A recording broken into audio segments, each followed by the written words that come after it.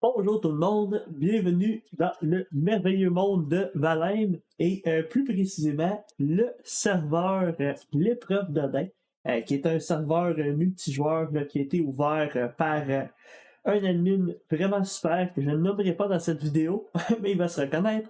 Et donc, une petite vidéo pour vous présenter un petit peu le Discord du serveur, qui est peut-être pas nécessairement évident la première fois qu'on arrive dedans, et c'est ça un petit peu l'objectif aujourd'hui, c'est de vous présenter comment utiliser le Discord, puis comment pouvoir rejoindre le serveur ultimement, puis venir jouer avec nous. Donc, dans le fond, là, un coup que vous avez Discord ouvert, généralement, si vous êtes connecté la première fois sur notre Discord, vous n'aurez pas la section ici, Valheim. Pourquoi? Ben, c'est parce que quand on autorise une personne la première fois, ben, on veut jaser un petit peu avec elle pour connaître un peu ses intentions, pourquoi elle joue à Valheim, bref, faire un petit peu connaissance. Et ça, c'est pas compliqué. Vous avez juste à envoyer un message privé à l'admin que j'avais dit que je ne nommerai pas, Kenshi qui est ici. Et dans le fond, vous pouvez aussi contacter certains autres admins, là, on le voit là, Turcotte ou moi-même. Vous m'envoyez un petit message privé, puis on peut vous donner les accès sous peine de répondre à deux petites questions là, qui vont nous aider à vous connaître un peu plus. Du moment que vous avez les accès au serveur, ben, vous devriez voir dans la colonne ici un onglet Valheim.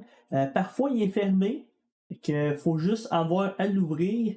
Et un coup qui est ouvert, ben, vous allez voir certaines sections. Bon, il y a des sections qui sont fermées pour vous, là, mais la plupart des sections vont être ouvertes. Et la première chose qu'il va falloir que vous fassiez, c'est vous choisir une profession. Si vous ne faites pas ça, vous n'aurez pas les accès, vous n'aurez pas les informations pour le serveur. Donc, si vous êtes curieux un petit peu de connaître les professions, en ce moment, il y en a 5. Il y a Worker, je pourrais dire en français le travaillant, là, mais vous allez voir, si vous cliquez sur Worker, vous allez voir les avantages puis la petite description de ce qu'est un Worker. Fait que dans Valheim, ça va être celui qui va aller chercher du bois, de la pierre et qui va travailler pour vous. Donc, une profession qui est quand même super intéressante pour l'interaction avec les joueurs. Ensuite, vous avez forgeron, agriculteur et explorateur. Donc, 4 professions. On est toujours en train de les balancer, de remanier ça. Donc, des fois, ça peut changer un petit peu, mais vous avez toutes les descriptions de chacune des professions. Vous savez un petit peu à quoi vous attendre des professions en lisant les avantages. Donc, c'est définitivement un petit peu différent de l'expérience de Valheim de base parce que vous avez des avantages pour votre choix de profession. Le côté qui est intéressant de ça, c'est que ça permet une interaction entre les joueurs, puis c'est pas tout le monde qui est capable de tout bien faire, donc il y a nécessairement une entraide et du marchandage. C'est l'objectif premier là, des professions, c'est pas d'être capable de tout faire comme dans le jeu de base. Donc, vous avez les 4 professions et vous en avez une 5e qui s'appelle paysan. Paysan, c'est une profession qui, elle, permet dans le fond de ne pas avoir les avantages des autres, mais de jouer quand même sur le serveur. Donc, si le système de profession vous intéresse moins, vous pouvez prendre paysan et vous n'aurez aucun avantage. C'est moins intéressant. Donc, si je veux choisir worker, mettons je veux être un travaillant, je choisis worker et un coup que j'ai lu la description et que je suis d'accord, pour prendre la profession du worker, veuillez cliquer sur le crochet vert ci-dessous. Je clique dessus.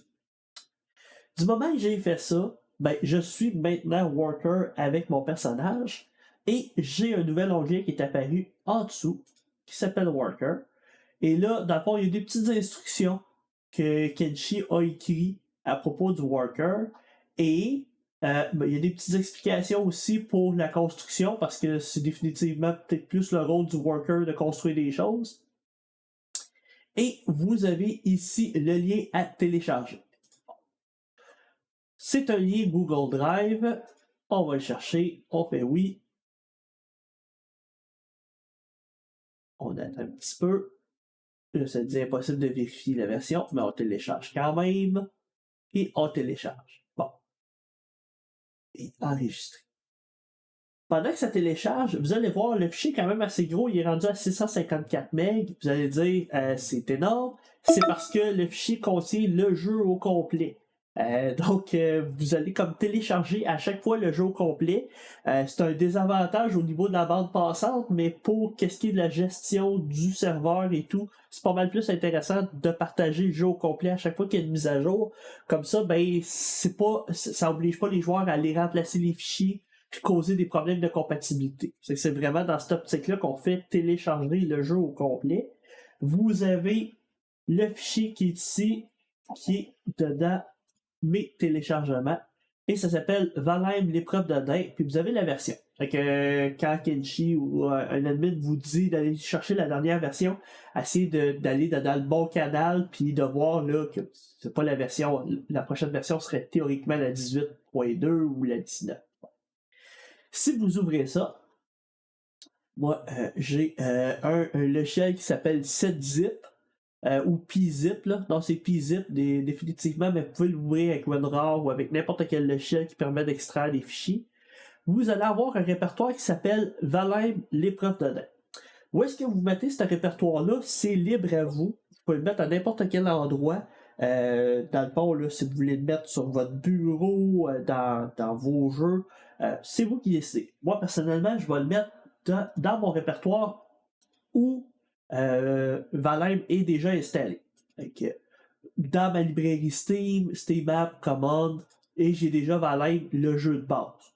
L'idée, c'est pas d'aller remplacer ce qu'il y a dedans Valheim, le jeu de base, parce que si vous voulez jouer avec le jeu de base avec des amis ou ci ou ça, ben, vous allez pouvoir. On prend le répertoire. Valheim, l'épreuve de Dain. Je le glisse. Pourquoi j'ai d'autres répertoires ici? Ben, c'est que j'aime bien conserver une version ancienne au cas où. Puis là, ça c'est ma version ici, le temporaire, le temps que je fais la démo de la vidéo. Bon. Donc, maintenant que le fichier est extrait, ben, si je vais dans le dossier, vous allez voir, vous avez les fichiers au complet du jeu. Donc, vous avez l'exécutable, vous avez tout ça. Ça vous prend quand même Steam d'ouvert et une licence légale du jeu. Hein? C'est pas, on partage pas le jeu en version piratée et si le jeu ne démarre pas, si Valheim ne démarre pas, 99% du temps, c'est que Steam n'est pas démarré. Moi-même, ça m'est arrivé souvent. Là. Donc, n'oubliez pas de démarrer Steam pour pouvoir avoir accès au jeu. Le raccourci qui est ici, ben, le raccourci, l'exécutable qui est ici, il n'y a rien qui vous empêche de faire copier et d'aller sur votre bureau puis de vous créer le raccourci. Coller le raccourci. Comme ça, ben, c'est plus facile de lancer le jeu. Moi, c'est ce que j'ai fait aussi. J'ai le raccourci du jeu. Donc, si je lance le jeu, on va le lancer.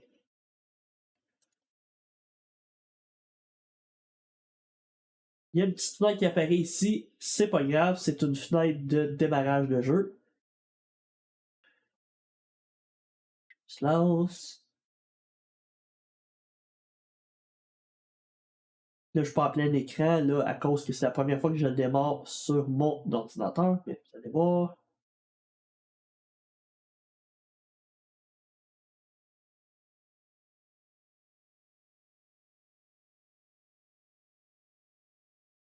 Ça va être extrêmement long.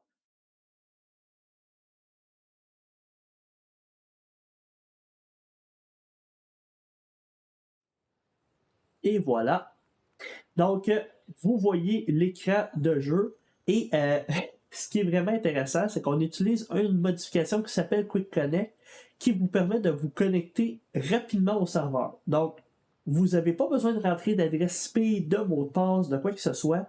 Tant que vous avez la dernière version et que vous avez accès au canal que je vous ai montré sur Discord, vous avez juste à faire Quick Connect, choisir votre personnage, puis à faire commencer. Bon. Dernier petit bémol sur le serveur de l'épreuve de Dain, c'est que si vous prenez un personnage que vous avez sur un ancien serveur, comme ce personnage-là, si je me connecte avec ce personnage-là, aussitôt que je vais mettre le pied sur le serveur, son inventaire va être réinitialisé et je vais tout perdre. Parce que le serveur utilise des personnages hébergés sur le serveur, donc la version serveur va être initialisée et vous allez perdre ce que vous aviez sur votre personnage actuel. Ça fait que faites bien attention, connectez-vous pas avec un personnage qui provient d'un autre serveur en pensant que vous allez pouvoir transférer des items. Vous pourrez pas, puis vous pourrez pas changer de serveur avec un personnage, revenir puis repartir, ça fonctionnera pas. Donc ça c'est mon petit bémol pour la connexion des joueurs. Prenez votre personnage qui a été créé sur le serveur. Je vous conseille même d'en recréer un nouveau en faisant nouveau ici. Donc, si je quitte, je vais quitter. À partir de maintenant, le jeu est installé, tout est correct, vous pouvez commencer à jouer. Par contre, toute la beauté de jouer sur une communauté de joueurs, c'est de collaborer puis de jaser. Donc, je fais une dernière petite parenthèse dans cette vidéo-là pour vous présenter un petit peu comment on peut créer des rooms, des chambres pour pouvoir dialoguer avec le monde. Donc, là, en ce moment, il est tôt le matin, il est 18h, il n'y a pas énormément de joueurs qui jouent, mais il y a Pitou qui est dans un room en train de jouer.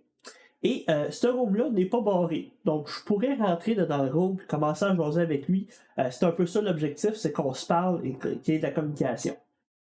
Par contre, c'est possible aussi de verrouiller un room puis de l'activer juste pour nous, ou si on est avec des amis, juste 2 personnes ou 3 personnes. C'est libre à vous. Pour créer un room, par contre, vous allez dans Room Creator. Et là, à partir de maintenant, j'ai créé un room. Je vais aller fermer mon micro ici.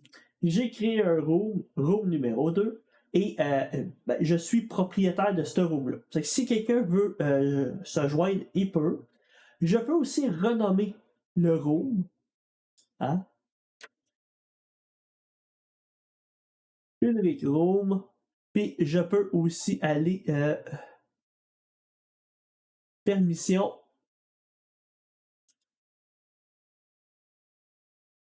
Là, je pense qu'il faut que je sauvegarde avant. On va dans la permission, puis je peux le verrouiller. Fait que je peux dire que c'est un salon privé. Fait que c'est toujours possible, il n'y a pas de règlement sur ça, mais c'est sûr que c'est plus invitant. Gênez-vous pas pour embarquer dans le room s'il y a d'autres joueurs. C'est comme ça qu'on apprend à vous connaître, c'est comme ça que les interactions se font pour la plupart du temps, les animations et un peu tout. C'est toujours plus intéressant d'être dans un salon vocal, mais vous pouvez aussi, bien sûr, juste écrire dans le jeu. Ça fait le travail aussi. Il y a d'autres canaux que vous pouvez explorer un petit peu. Et définitivement, le jeu n'est pas parfait, puis le serveur n'est pas parfait non plus.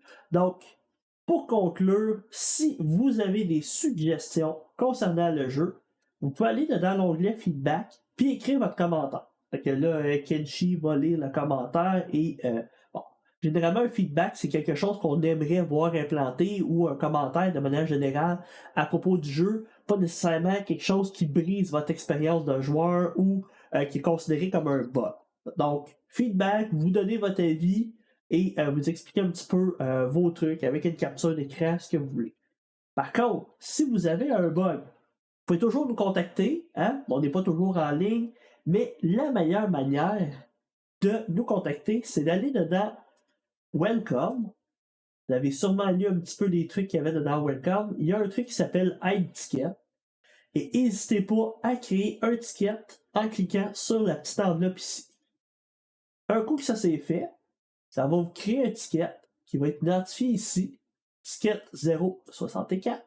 Vous allez ici et vous écrivez votre demande ici.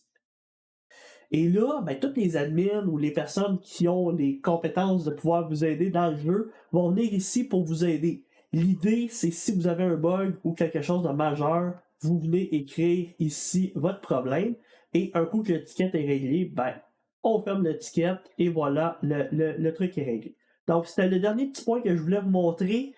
Si vous avez des problèmes, n'hésitez pas à en parler. Et ça, c'est le meilleur outil pour le faire. Ça nous aide beaucoup. Donc, j'espère que vous allez aimer votre expérience sur le serveur. Il y a 1 million d'autres choses à découvrir. Vous allez faire de super belles découvertes et surprises. Donc, n'hésitez pas à nous parler. Puis sur ce, bon jeu tout le monde. Amusez-vous.